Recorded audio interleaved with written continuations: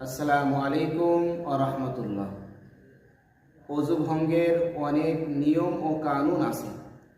তার ভিতর আজ 7টি কারণ ও নিয়ম নিয়ে আমি আপনাদের সামনে উপস্থিত হয়েছি। 1 নম্বর, পায়খানা বা পেশাবের রাস্তা দিয়ে কোনো কিছু বের হওয়া। পায়খানা অথবা পেশাব ব্যতীত পায়খানা ও পেশাবের রাস্তা দিয়ে অন্য কিছু বের হলেও অজু ভেঙে যাবে। 2 নম্বর, মুখ ভরিয়া বমি হওয়া। যদি কেউ অল্প বমি করে তাহলে তার অজু ভাঙবে না।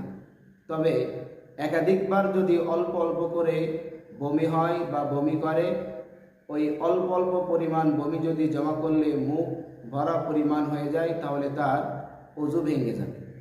3 নম্বর, শরীরের ক্ষত স্থান হইতে রক্ত, পুজ বা পানি বের হয়ে গড়িয়ে পড়া।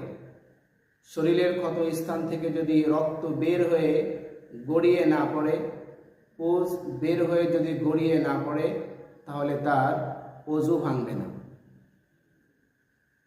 4 নম্বর, থুতুর সঙ্গে রক্তের ভাগ সমান বা বেশি হওয়া।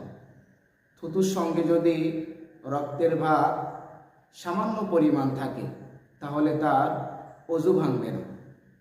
5 নম্বর, চিত বা কাত হয়ে হেলান দিয়ে ঘুম যাওয়া।